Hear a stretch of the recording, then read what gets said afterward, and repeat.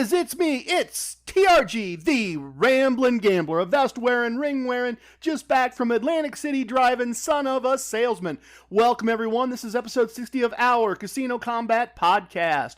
Ladies, non-binary persons, gentlemen, Little Miss Magic, who I'm sure is off to see the lizard. Only gamble with money you can afford to lose. Do not gamble with money you need to pay your bills. My past performances are not indicative of anyone's future results, including my own. If you have a gambling problem, contact your local problem gambling hotline. If you do not know your local problem gambling hotline number, send an email to help@casinocombat.com. We will find that information for you. We will make it available to you. Everything I'm going to share with you in this podcast is based in facts. Names and dates have been altered to protect the innocent and the guilty. Minor items, unrelated outcomes may be omitted in the interest of preventing listener boredom. All right. Welcome everyone, welcome. Let's get this started. If you are a regular listener, thanks so very much for coming back again. If this is your first time and the podcast name and or disclaimer didn't inform you, each week as your podcast host, I share my experiences with gambling and casinos. Things I learned in the School of Hard Knocks and by reading every single book about gambling in my local public library a few decades ago. Last week, we ended up heavily focused on teaching from the book of Casino Wisdom. This episode is going to be focused on travel, observations, and outcomes, with a look at how a different casino game fits into how I do casino combat mixed in to kind of change things up a little bit. So here is the plan for the episode. As part of my travels this week, I met the Legends of Lehigh, a trio of young men really just starting their gambling journey. Great guys. They had a ton of excellent questions. Questions it was difficult to answer as well as I would have liked while also playing blackjack with them. So I thought I'd do a question segment today and answer a couple of those questions, not only for them, hopefully they'll listen, but also for all of you as well. After the question segment, we will do the travel segment. I was in and out of a bunch of casinos this week. I have a tons of results and observations to share with you. I'm going to include everything from our trip to Atlantic City, even though it ran into the new week just a little bit. Let's call that dates being changed to protect the innocent and the guilty. We are going to have a core concept segment and look at a casino game I have not talked about in the past, a game that has a very small house advantage. It occupies a small but unique part of how I do casino combat, so maybe it will be something you can add to your casino toolbox as well. We will finish up, as we always do, in the virtual VIP lounge, and since our month ended this past Saturday, I hope you will join me for some sips, but we will forego the stories with those sips this week and use that time to review Team TRG's results for the month of July 2021. As far as things happening in the Casino Combat Galaxy, you might want to check out the Casino Combat page on Facebook or find me as @GamblerRamblin on Instagram to see our posts from Atlantic City. Both East Coast Emissary and Aussie Alba were involved on those platforms while we were out and about. And I had a fun realization this week. 1 year ago, those social media accounts didn't exist. They weren't even a thing. And now the squad has grown enough that literally listeners around the globe are interacting with me and with each other in those shared spaces. Very fun from my point of view to see things grow, to see things develop. I also received a note this week from a listener that wanted to thank me for the boot camp playlist on our YouTube page. He commented that it was a great way to learn the core concepts. The boot camp playlist is something that I'm very proud of, something that I see as a legacy from the creation of this podcast. It was really great, heartwarming, humbling. There you go, humbling to hear that someone felt that free resource was helpful to them. If you're on YouTube for any reason, feel free to stop by. If you could afford to donate a comment or a subscription, that would be really great. If you have those extra, we could use them. I think that's about it. I did have a conversation with Gabriel about some things going on locally last week. You'll kind of hear the behind the scenes of that, but the items themselves, we're going to keep those private for right now. And Guardian the Jet have not checked in, so nothing to report from them this week either. I think that wraps up the Casino Combat Galaxy updates for the week. Let's get things started with a Questions My Sons Ask segment. What? My sons ask questions about gambling, listeners ask questions about gambling, and in this case, the Legends of Lehigh ask a variety of excellent questions about gambling. I'm hoping they listen, I'm hoping they join the squad, and as we go forward, I hope we hear where their gambling journey takes them. I'd really like to kind of keep up with them and see how they evolve individually and as a group. If that happens, that would be really great. This group of three tremendous young men were playing blackjack at a $10 table Mrs. TRG and I found tucked away in the corner of the Borgata Casino in Atlantic City. And to the MGM Corporation's credit, despite the low price, it was an 8-deck shoe game that paid 3-2 if you received a blackjack. A fair game at a fair price. When we sat down, one of the legends asked about the difference between having a gold MGM card, that's the third tier, and having a blue, and I'm not 100%, but I'm pretty sure the blue card is called Sapphire in the MGM system. Sapphire is the entry-level tier for MGM, I'm pretty sure. Definitely the blue card, and gold is the third tier, as I said. It's difficult to properly answer questions like this while a blackjack game is going on. The dealer's wanting us to keep the game going. The house wants us to keep the game going, which is why it's so great for me in that situation to be able to say something like this. As you move up tiers, you get perks and benefits automatically. Things like shorter lines at cages and restaurants or discount on purchases. But I do a podcast about stuff like this every week, and I go into a lot more details. Here's a card for the podcast. If you're interested, I teach about gambling every week, and this is one of the things I teach. Very neat to be able to do that. Very glad I can do that when questions come my way, and give a second resource for more complete answers than we can do in a blackjack game in process. Well, once they heard about the podcast, the excellent questions continued during our session.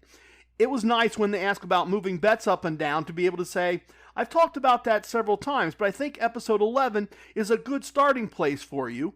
And one of my listeners did a decision tree you can use to work through that system and see how it works as well. The podcast will tell you how to request a copy of that. Quickly, and I'm digressing from meeting the Legends of Lehigh here, but quickly, if you didn't hear about this last week, Fred has been updated. Fred, the podcast email bot Fred, is now Fred version 2.2.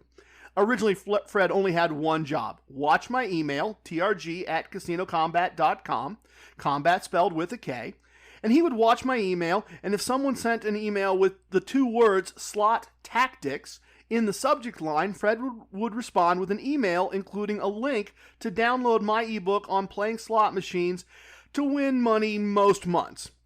But when Keeper of Wisdom created a list of all the wisdoms and the episodes they appeared in, we updated Fred so that she would be able to see the two words "get wisdom" in the subject line of an email and send a link to download the Book of Casino Wisdom as created by Keeper of Wisdoms. Since East Coast Emissary put together the great decision tree for TRG Wagering System 1, Fred can now see the two words "send chart" and send a link to download that document as well, which means that listeners like the Legends of Lehigh, not only is there an answer in an episode of the podcast, but there's also a handout available to see the entire system and work through the various choices that need to be made if you're going to use that system for your gambling. A system with both progressive and regressive concepts, which I think are just so important that I made them part of the core concepts. Guys, I told you, Legends, I told you when we parted company to try to listen to episode 60 that you would be in the episode. I hope you are listening to this. There is a more complete answer to your question about how I handle wagering. It is available. Episode 11, and send me an email that says send chart, and Fred will hook you up. You will get a great diagram that shows you the whole system and all the choices to be made. The Legends had a bunch of great questions, but one more that stood out was this. Are casino comps based on how much you lose, or can you win and still get comped? And I gave the lessons the short answer, which is it's not what you win or lose, it's amount of time played, amount wagered, and the house advantage built into the game you're playing. There's a bigger answer to that. From everything I've been able to learn and confirm, including from people that work in the casino industry, most brands put those numbers into a formula and calculate a theoretical loss amount for gambling that amount of money for that amount of time on that particular game, with that particular risk and that particular house advantage. And then they're willing to comp you roughly 30% of that theoretical loss to get you to come back. Slot players are going to get bigger comps than a video poker or blackjack player because the house advantage is larger on slot machines. That assumes a similar wager, similar amount of time, just different games. The key here from the point of view of answering the Legends question is this. Winners get comped the same as losers. The winning and losing doesn't really matter. More importantly, this is a very perceptive question to be asking, Legends. really on your game to think about that this early in your process. Being good at the game of casino gambling means being good at taking advantage of all the free stuff the casino's willing to give you to keep you as a customer. Even if you win money from them in the process, they'll still give you the free stuff, and if you don't win money, the free stuff is usually of much more value than the small amount you lost. Keep asking those great questions, Legends. Keep sending me emails if you've got stuff that you're not hearing or you want to know what episode something is in. As I told you, I'm here to be your cheat code. I am, guys. 30-year cheat code, raise your game right up. And it's not just me. I just host this every week. It's the entire squad. It's Gabriel. It's Walking Wikipedia. It's T-Rex. It's, Keeper of Wisdom. It's Master of Details. It's all the people I've met over the years, the people that are contributing to this show, that are making the materials to get handled out. It's the people I talk with and learn from each and every week. You all seem like really smart guys who wanted to learn, and we are happy to teach. That is why we are here. That's why I'm doing this. That's why I started this podcast. Okay. It feels like I was everywhere last week. Let's talk about all that rambling and gambling next in a travel segment.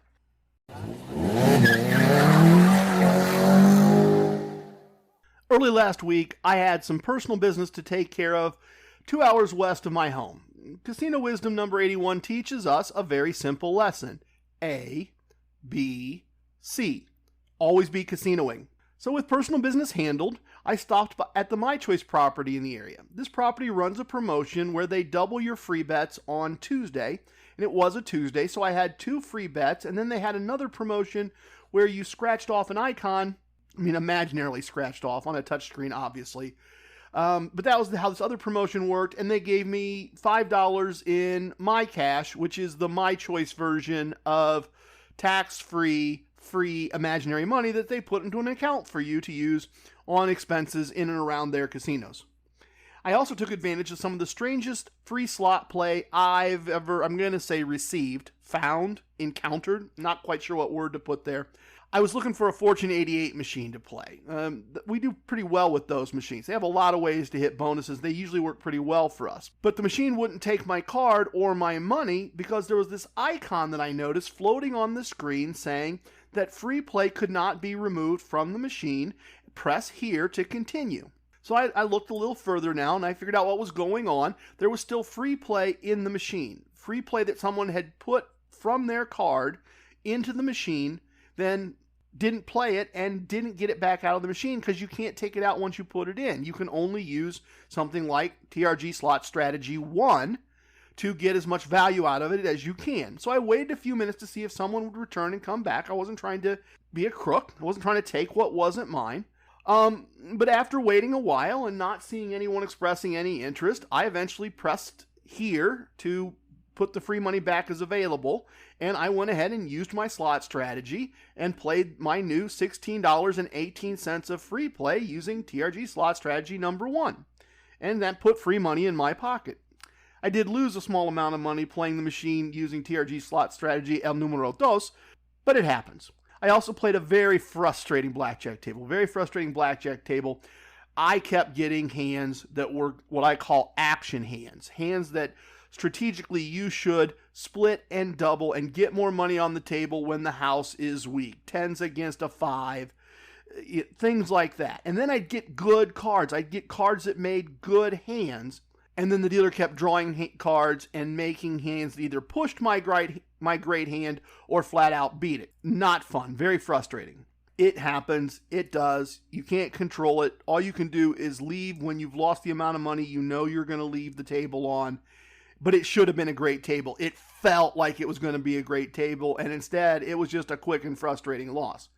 The good news is that they had very cheap craps tables. I figured why not grab a little education, and once again I was my own hot shooter, and I won enough continuing my quest to learn the game of craps to leave the building with a small profit. But I wouldn't be TRG if I left things at that. That wouldn't be me, no. I mean, not, what, you got a vacation coming in 2 days that's going to involve a bunch of gambling, so you just stop? No. A, B, C. Always be casinoing. Just north of this property, just a little less than an hour, there is another My Choice property, and that one has a hotel, unlike the one that I stopped at 2 hours west.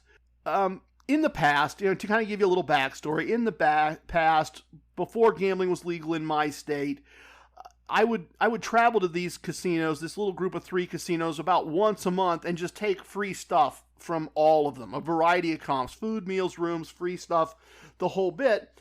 And I would do that about once a month, and it was repeatedly a profitable cluster of casinos for me to take advantage of. I've been trying to get that started again over the course of this podcast. Still not there yet, still not free rooms, but it's getting closer. And so to kind of help that along and to see where things were at in that part of the world, I had a partial room comp available at the My Choice property, as well as some free slot play. And so I checked in, picked up that free stuff or partially free stuff, and table limits have come down since my previous visit. So this is becoming a property that would be a great place for Mrs. TRG and I to spend time. Honestly, I thought a couple of times that in comparison to my current home casino, Casino 2, there are a lot more things to do outside the casino in this area. If we can start getting regularly Saturday night comps there, this could very well become our new home casino. And that's a feeling. You choose where your home casino is based on how you feel about the casinos that are around you, obviously. So that's not a lock. That's just a thought in my head. If you're wondering why my home casino matters, check out episode 22 of the podcast. There are games included in this podcast. Since the first episode, I had games built in. Games I wasn't really sure if anyone was ever going to find. But they found them. I explained that in episode 22. If you want to figure that out, if you want to play, all the information's right there in that episode. Total for this property, I had 2 winning blackjack tables, including one nice, long, larger win that allowed some interesting observations that I'm going to talk about in just a minute. I had 2 small losing tables. I had a winning and a losing slot machine. And the winning one required an application of last episode's new casino wisdom number 82. I needed to trust my plan and my training and stick with the machine until TRG slot strategy El Numero Dos produced a profit. For this little mini trip, I won more money than I spent. Not a bunch, but it was a profitable trip. It was a cash profitable trip. Now view that as at a personal level. I had to make the trip anyway. I had to go most of the way there anyway for things unrelated in any way to gambling. Minus my casino gambling skills and my commitment to always be casinoing, it would have cost me money to make the trip. With my casino skills and the comps, the trip paid for itself. Let me take a minute and tell you about an interesting young woman that I happened to randomly share blackjack. As I joined the table, an older gentleman on my right pointed to his right and just said very quietly, "Be careful, she's interesting. She just hit a soft 19 against a dealer 7, cost me a lot of money." So we are going to call this young woman Ms. Make Money Not Friends, because that is what her shirt said. And at least at the beginning of my experience with her, that was also her blackjack strategy. I thought it was just fascinating that her shirt said "Make Money Not Friends," and that's exactly what she was trying to do. She was trying to make money, and she did not care about making friends. Sitting with her was a younger gentleman who seemed to really understand the game and basic strategy and seemed to know her more than just at this one blackjack table at this one moment in time. He was trying to help and advise Ms. Make Money Not Friends. On my left was a slightly older person than Ms. Making Money Not Friends, just a little bit older than her. And he was also a very, very smart gambler, very, very knowledgeable gambler. He told me in a side discussion that he usually plays poker. He had that kind of vibe to him, very settled in, very mellow, very focused, very paying attention to everything that was going on. He said that he couldn't get into a poker game for whatever reason, so he was playing blackjack instead. So there are 4 of us who understand the game very well, and Ms. Make Money. Initially, she doesn't want to take advice from anyone, including her friend. And she flat out said she wasn't about making friends. She has to take care of herself. She was the classic new player, interested in her results, not worried about what happened to others at the table, taking too much risk by hitting her bust hands against dealers' bust cards, and then afraid to take risks she should take by hitting those same bust hands against a dealer showing an 8, a 9, or a 10. The dealer was an older, grandmotherly kind of woman, and she kept trying to teach and help.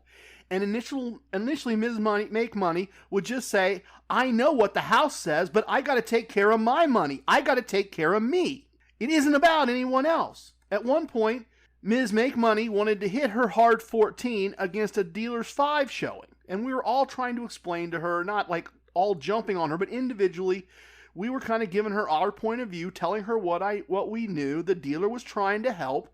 She wasn't having any of it. And eventually the floor stopped over and he said, "You can do what you want. It's your money. They're all telling you that. But all these players are smart players. This dealer is a smart dealer. Your best chance of winning is to listen to them. If I was playing, I'd listen to them. They all want to help you if you will let them." Clearly, this was a young woman that, based on her shirt and her actions, had not yet learned Casino Wisdom number 86, which states simply, have allies. We were trying to be her allies. We were trying to teach her the game. But she really seemed to believe in making money, not friends. It changed a little as we played. She gradually started to trust us just a little bit. She gradually started letting us help her, and she started making money because she made friends. At one point, her friend and the dealer were explaining to her that she should split a hand, which she did reluctantly, and the resulting second hand should have been doubled, and she was resisting.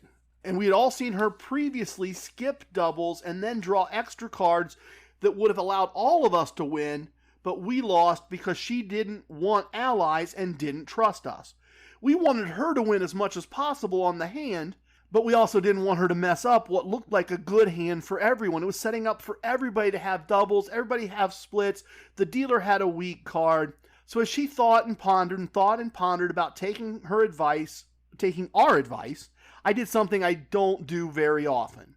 I had won a fair amount of money at the table at this point. Since she was resisting good advice, and since she was only betting $15 at a time, I said, I do a podcast on gambling every week. It's called Casino Combat.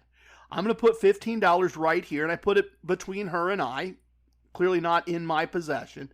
I said, if you double with your money, and then feel after the hand that we gave you bad advice, these chips will replace the chips that you bet.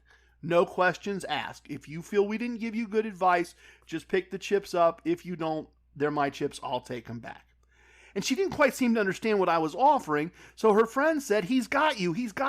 You can't lose. If you do, he will give you that money that you lost. You got it. You are not going to lose money that you don't want to lose. She doubled her bet. Unfortunately, she lost. A bunch of the rest of us won, however. And I made good on my promise, of course, and made sure she took the money. She seemed a little skeptical, and I told her I'd made a promise, it was hers. I try to be an ambassador for the hobby when I can, an ambassador for the game. I try to be a mentor to younger players that are trying to learn. But let's be honest, this was also not a selfless act on my part. There were 3 young people at the table, 2 of them very good, very interested players, people in my target audience. I wanted to help, but I also wanted that information out there on the table in a conversational way. And as I had hoped, the very smart poker player to my left asked about the podcast, asked some good questions, and as we talked some about it, he indicated that he was going to try to check it out. I hope he did. I hope he does. I hope he sends me an email and tells me he was the smart poker player with me, with Ms. Make Money, Not Friends. So anyway, eventually I reached my profit point. I wasn't going to give it back. It was time for some dinner. But as I was leaving, I did just stop and say to her, it's none of my business, but I do the Casino Combat podcast, combat spelled with a K. I do it every week. I teach people who are interested how to be very good at this. I'm very good at this. You can be good at this. You can be good at this. Ms. Make Money, Not Friends. I didn't call her that, obviously. I said, you can win money doing this. It just takes time to learn. Obviously, I really hope Ms. Make Money, Not Friends will see that in this case, she has friends that will help her. She has allies that will help her make money if she lets us. A little behind the curtain stuff here, folks. A little pulling back what goes on behind the podcast.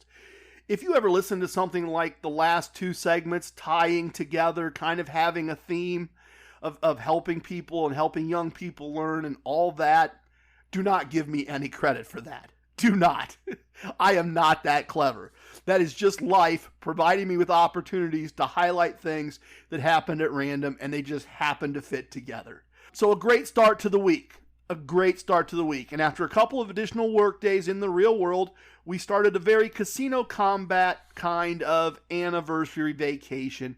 and I'm going to highlight those elements. I'm going to give you the results, but my observations are how well the things that I've talked about are put into use in this part of a very, very fun anniversary and vacation. I showed you last week that I used various casino wisdoms to plan our vacation. I used all the techniques I discuss in this podcast to set up a plan with a variety of comped meals, shows, and hotel rooms. In a vacation where drinks were free in some very cool places. As I said, very cool, 80 to 90% of it was going to be free right from the jump. And I explained last week how planning around our promotions made Atlantic City a great trip choice, a better trip choice than Las Vegas, where we usually go. The result of doing all that pre-planning, the result of looking at the promotions and putting everything together, was that it kind of just created, I don't want to say a schedule, but it kind of told us, go do this free thing, and then you got some time to do whatever you want. Hey, go do this free thing. And we improvised some along the way. It wasn't like I was marching us through, but the planning part told us where our best value was. All we had to do was go get that best value and have fun doing it. The hotels, the meals, and shows kind of picked themselves. We left home after lunch, after working part of a day, and drove to our home casino, Casino 2, which is 2.5 hours east and just a little bit south of where we live. We knew we had plenty of room and food comps available there, and so we just basically started our vacation half a day early, had an extra evening of vacation, and took a couple hours drive off the drive the next day. If we didn't have that, if that wasn't positioned there, our vacation started a day later. This is a My Choice property we're now very familiar with. Our room was comped. We both had free bets available to us as part of our blackjack gambling money. Mrs. TRG may have had a little slot play. I'd have to check the spreadsheet for that. And we did dinner in a casino combat way. We had plenty of food plans, fancier food plans for Atlantic City, so we kept it simple. We went to the food court. At the start of this segment, I mentioned that a promotion at the first My Choice property that I visited on my one day trip by myself early in the week gave me some My Cash points. That's imaginary money to spend. And I also earned a decent number of My Choice My Cash points is what they call it, from my gambling there and at the second property that day where I spent the night. So they gave me My Cash. I earned more My Cash. There was a My Cash multiplier in place. So we spent some of that My Cash to buy dinner. And we continue to have enough points in my account to do that almost any time we want. We talked about this some last episode. This managing that aspect of money, that extra money that's free and tax-free, imaginary money that casinos give you to spend however you want. And this is a way of spending it that works well for us. And as I said last week, you may have completely other ways that you want to spend your free money. We won money at the first blackjack table we played, which worked out perfectly. I took a minor slot machine loss. We each took minor losses at a couple of other tables. We spent most of the evening gambling. We earned plenty of points. We had a good time. We enjoyed a couple comped drinks. We walked out with just a few dollars more than we walked in with. If I'm starting a gambling trip, this is almost my first choice of starts. Obviously, losing a lot of money would be my last choice of starts, but winning just a little, having fun, covering the cost, didn't lose anything, paid for expenses either with wins or imaginary money. Great bonus day, because that's what it was. We had enough comps to add an evening to our vacation and to make our drive easier. The next day, we continued to Atlantic City with a comped room for Friday and Saturday night at Bally's, right in the middle of the boardwalk. Friday and Saturday night comps in season in Atlantic City can be harder to get. In fact, we found out the next evening in talking with some people that were expecting to be able to get comped that there was not a room available to them at any price, and they were going to end up having to drive home when they'd been planning to stay. In addition to the free rooms, we both got free bet money. We got free points that we could spend on, they were Bally's versions of My Cash, basically. I don't know what they call them. Have to find a name for that probably. The VIP lounge at this property is not virtual. It's real. It is a huge, beautiful space with floor-to-ceiling ocean view windows and a long wooden bar with a curved round end where you can have a 270-degree view of the ocean and the boardwalk. Sandy's a bartender there. She is an amazing bartender. She makes a coffee drink that Mrs. TRG just absolutely loves. At the third tier in the Bally's reward system, Entrance costs $10 in points per person, although they do sometimes give you a comp on the kiosk. We're learning gradually. So again, let's apply a casino combat point of view on this. The ladies at the desk where you entered the VIP lounge asked if we had comped entrance to the lounge. And I told them I had not been comped entrance, but that we had just received $25 in, I guess I'll call it comp cash, for lack of a term. So the house was really paying us to come in and enjoy the lounge. And we did enjoy it. We had a couple cocktails. We chatted a bit with Sandy. We had a very nice dinner and dessert. So at this point, we'd been in and around the casino, the Bally's Casino and Resort, for a couple of hours. And including the room and the resort fees, combined with the money to eat and the things they gave us while we were eating and drinking, the money to bet with, they had given us something in the area of $1,100 to $1,200 in value before we made a single bet, before we did any gambling at all. And the first gambling we did was with their money. The first eating and drinking we did was with their money, and they paid us to do that. We played some blackjack at Bally's. Then we went to Caesars next door for free bets that they had for us there. And then we returned to Bally's for more blackjack. But by the way, at Caesars, I earned a couple of badges in their Quest for Rewards promotion that I mentioned is going on. So gambling at Caesars to use a promotion gave me extra tier credits and drawing entries in another promotion. Points on top of points, and we won some money from them. The next day, Mrs. TRG enjoyed a beach day, and I continued my craps education after receiving and playing some free slot play.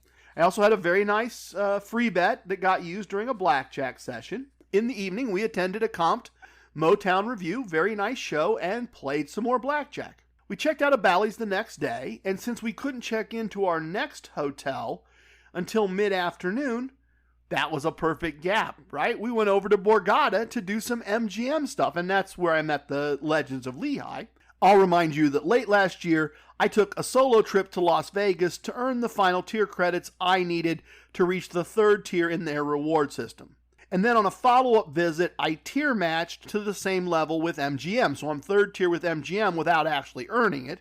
And of course, Bally's has us at their third tier, since that was my level when the property was officially acquired from Caesars, when the sale closed. That means that all our valet parking in Atlantic City is comped, which makes moving from place to place very, very easy and very inexpensive. Pull up, show them the card, drop off the car, give them a couple bucks. Pick up the car when we're done. Both Mrs. TRG and I received $25 each in express comps, which is MGM's imaginary tax-free money. And we got that just for walking in the door. $25 for her, $25 for me. We played some winning blackjack, met the Legends of Lehigh, and played some more winning blackjack. We went to a neat little bar just off the casino floor called the Long Bar and had drinks and an appetizer and paid for all of that using express comps.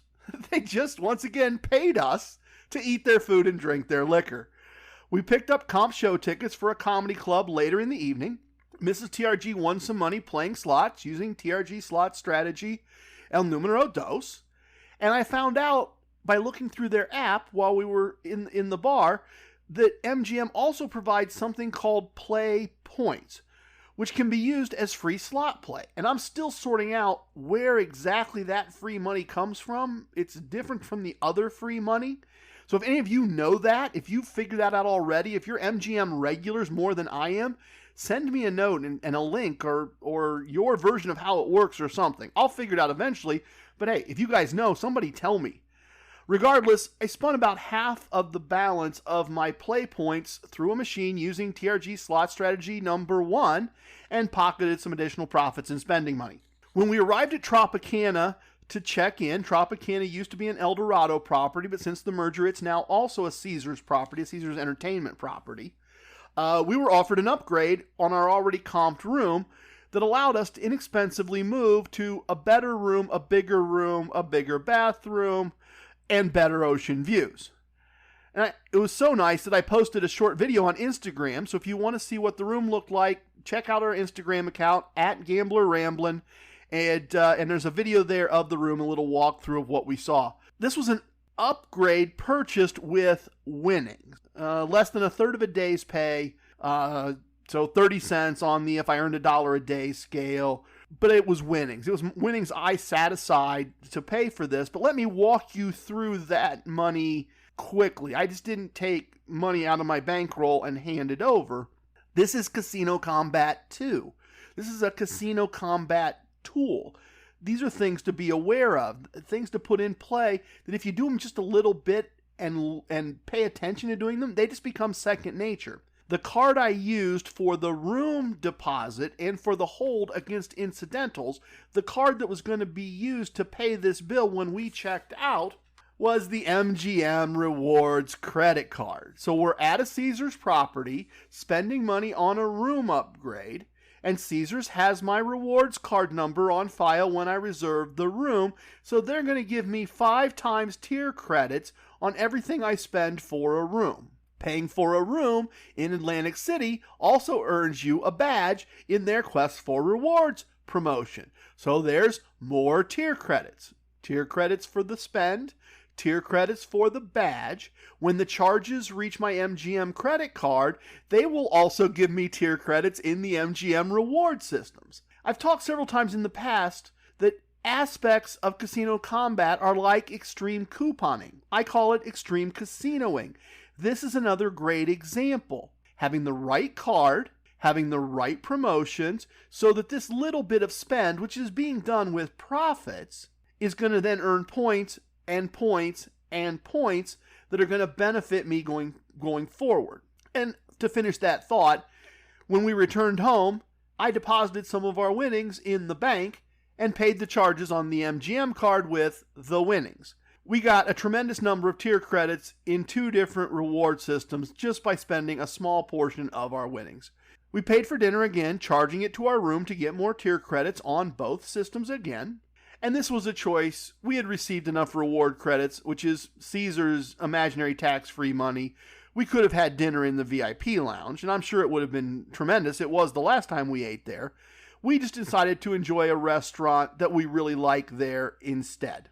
We attended the comped comedy show at Borgata, played some additional blackjack at Tropicana when we returned.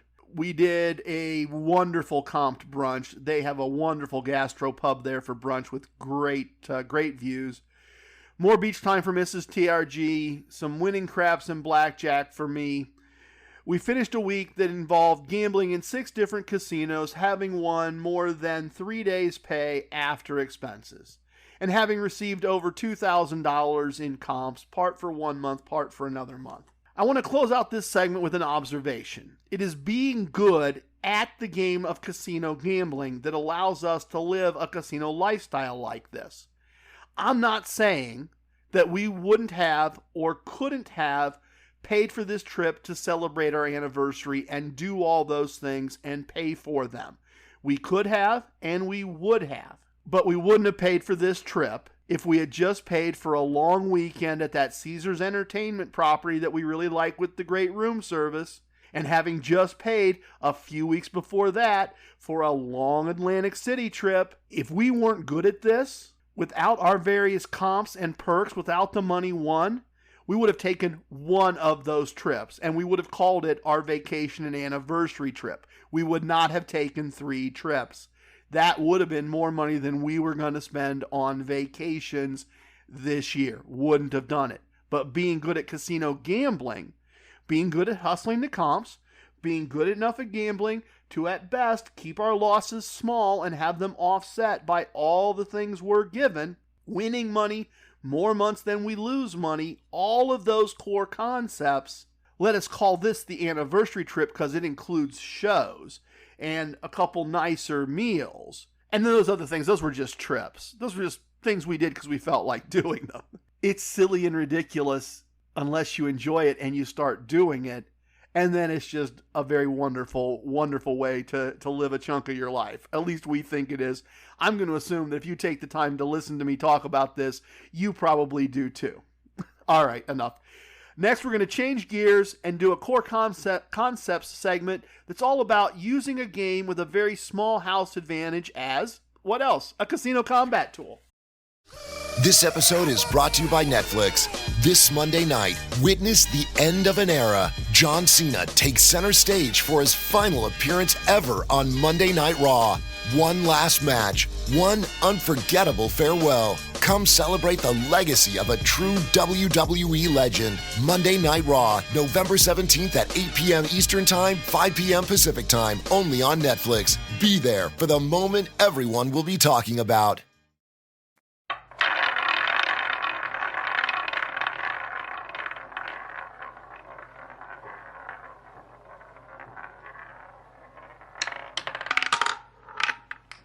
A very important core concept spelled with a K of course, is learning a game with a very small house advantage.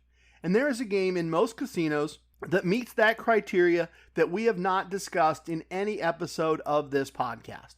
That game is video poker. Most casinos offer a range of different video poker machines, and each machine variation may have a slightly different correct basic strategy and a slightly different house advantage.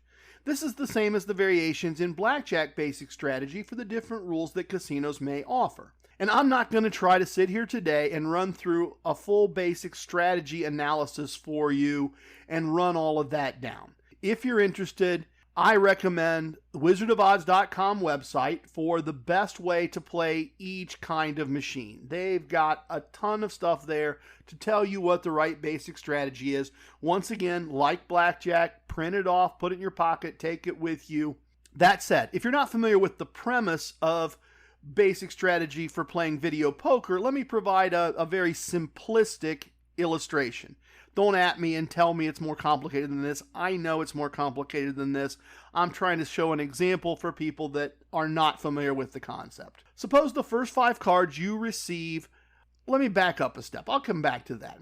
Premise of video poker, if you're completely unfamiliar.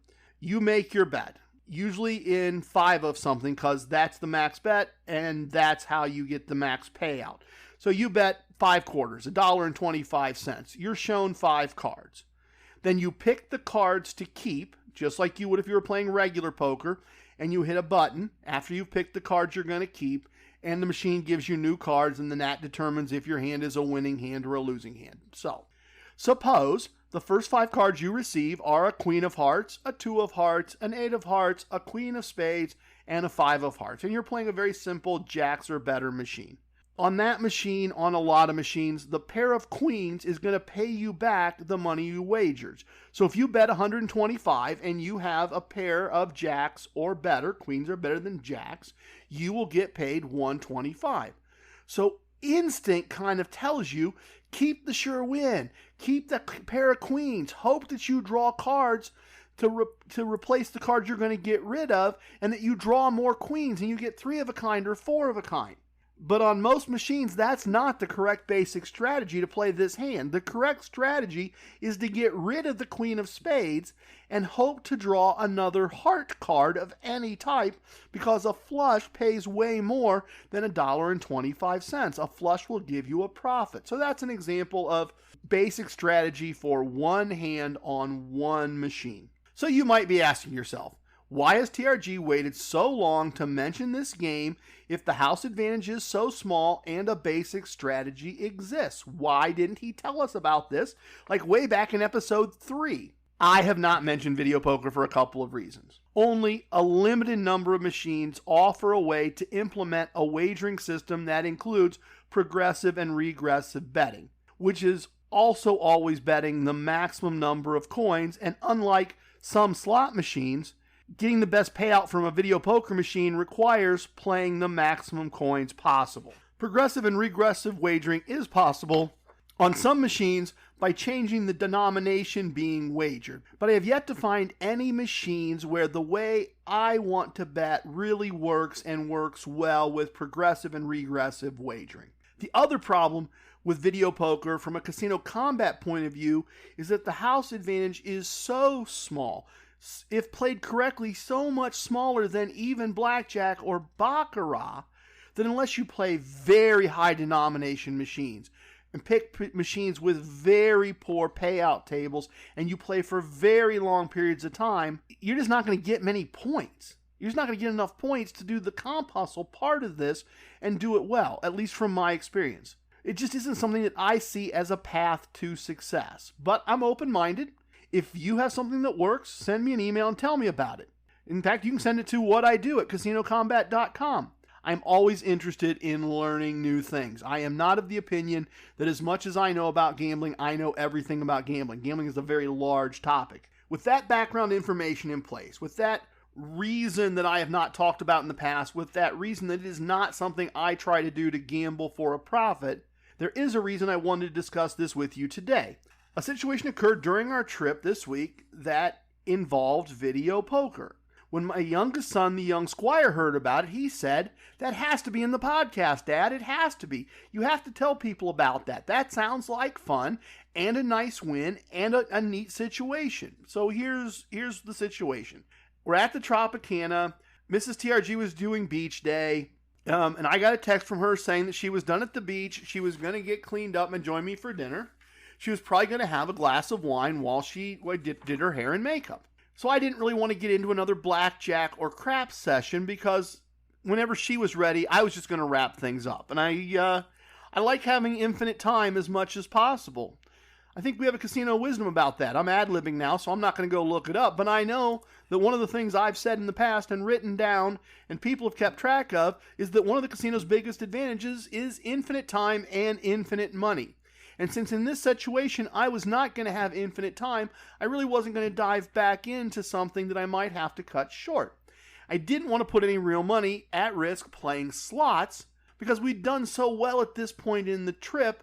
It was our last day. I was kind of starting to get into protect that win mode. Slots hadn't been doing real well for me. I just decided that really wasn't what I wanted to do.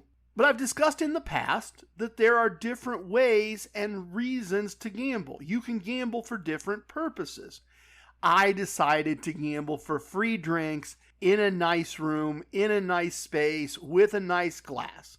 I decided to play video poker. The video poker bar off the casino floor was very nice, very elegant, felt very elevated, and they offered a variety of better bottles than they were making available for order just from the slot machines if they gave you a drink for playing the slot machine. So for me, this is a perfect opportunity to gamble for a drink or two. I know jacks or better basic strategy for video poker well enough to hold my own and well enough to do okay given how low the house advantage is. I do not have the chart memorized to perfection, but I understand it pretty well. I found a machine, showed the bartender my player's card, put the card in the machine, put $20 in the machine, and the bartender brought me a very generous pour of Crown Apple chilled. I played a video poker hand or two, and then I sent Gabriel a text, and then he answered me, and I played a hand, and I texted him back. And eventually Gabriel called just to talk instead of texting because he knew that I was just kind of hanging out, having a drink, waiting for my wife. And so I spun less while we were talking, and then ordered another drink and a bottle of water. But I continued to spin now and then, and eventually my conversation with Gabriel wrapped up, and I got a text from Mrs. TRG telling me that she'd be down at the casino in another 20 minutes or so. So I ordered one more drink, paid a little more attention to the video poker, a little less attention to my phone. I'd been getting some little wins as I played already, and I hit a couple of additional good hands. I mean, nothing specials, some 3-of-a-kinds, a flush. I think I had a full house in there. I left the money in the machine at that point, right? I've got my drink. I've got the last drink I'm planning to get there. Probably, honestly, one more than I should have had. I left the money in the machine. Didn't spin anymore, as I said. When Mrs. TRG arrived and sent me a text and asked me where I was, I told her I'd come meet her. I'd spent about 90 minutes playing video poker with $20 and talking about gambling with my good friend Gabriel. If I'd lost the entire 20 I started with, I'd have still been ahead based on the retail price of the comp drinks, and I'd have had those drinks in a nice space while having a nice conversation, which is 100% a Casino Combat way of looking at things. But as I've said, I'd been hitting some small wins.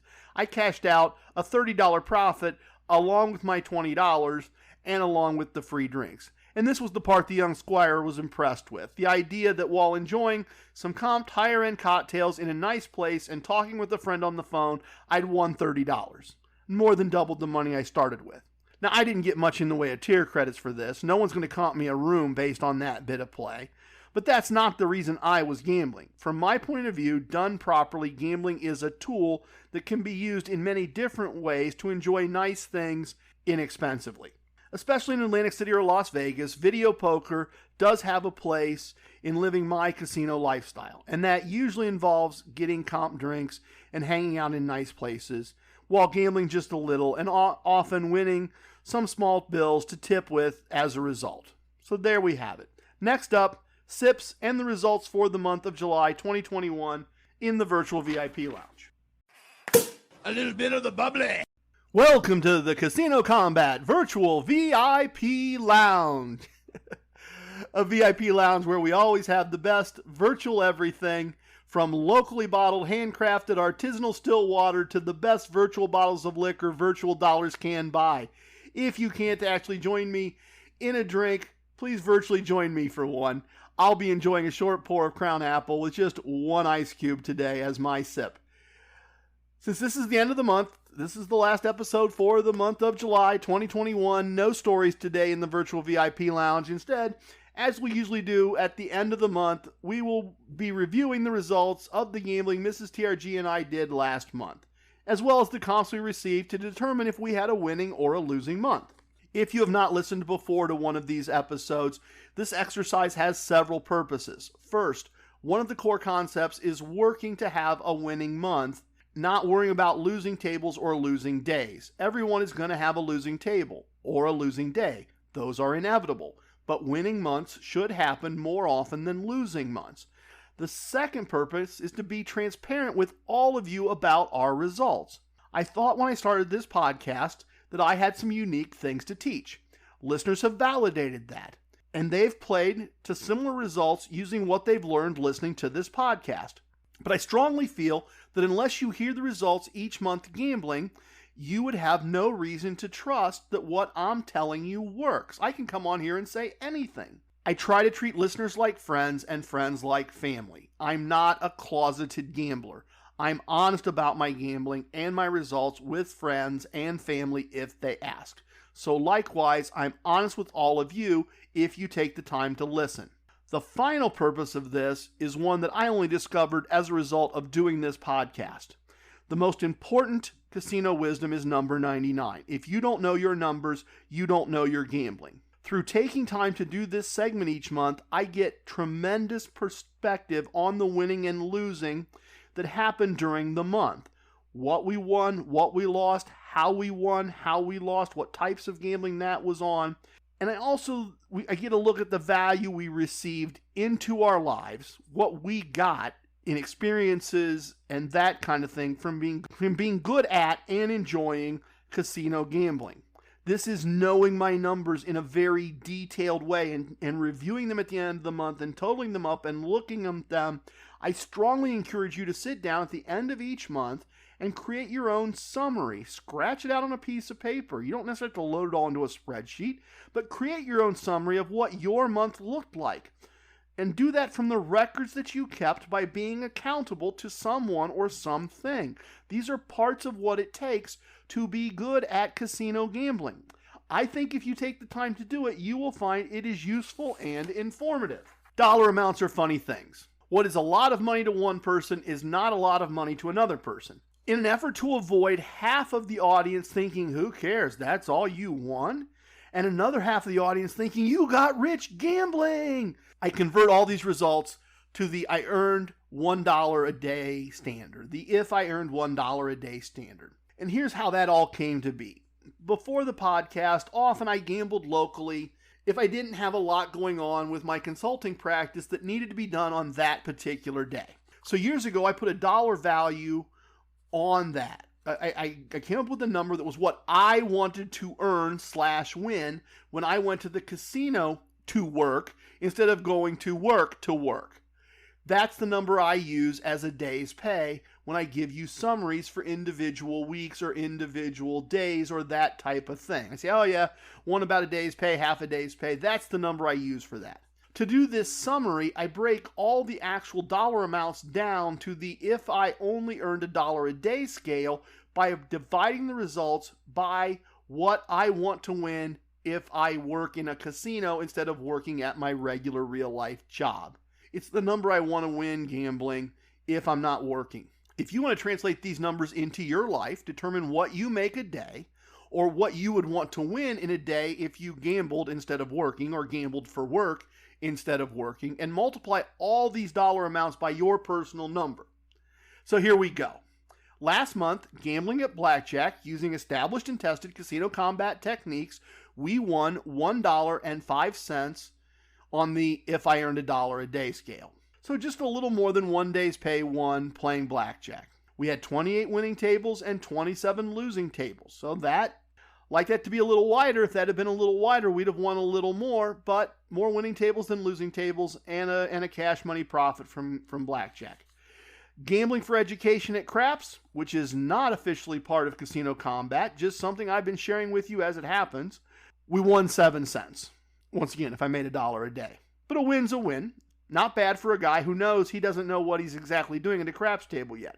Unfortunately, sadly, much to my regret, slot play using TRG slot strategy El Numero Dos did not generate a profit this month. And I think that's 2 months in a row. I know we have more winning months than losing. I know my spreadsheet says we've won more money than we've lost. And as I said before, we may get to a point a year from now, 2 years from now, where I go, the book's still available, but it isn't really working. And here's why, but at least we'll know. And we'll talk about that when it happens. We lost $1.52 playing slots on this basis. We had 11 winning machines and 14 losing machines, so that explains why we had a loss, not a win. It's not that we didn't win, it's that we had more losing machines than winning machines, and I know from looking at the numbers that we had a couple losing machines with bigger losses than we normally take. Bottom line, we actually lost a small amount of cash money last month. 18 cents on the if I earn $1 a day scale. Now, friends, I got to tell you that in real dollars, in real life, I don't think I could fill my gas tank with this small amount of money. It is almost a rounding error in our monthly budget. I'm not bragging. I'm just trying to put some perspective on this. We did lose money, but it is a very, very small amount of money. We also spent money on gambling, or at least to be gambling places other than our local casino. These are choices we made, right? We chose to spend more to gamble than we had to. I could have spent a couple bucks on gas and gambled locally and probably gambled the same number of tables. We like living the gambling lifestyle. We usually don't spend much on it. We often make money doing it, but in this case, we did have some expenses. We spent $1.94 on the process of gambling last month.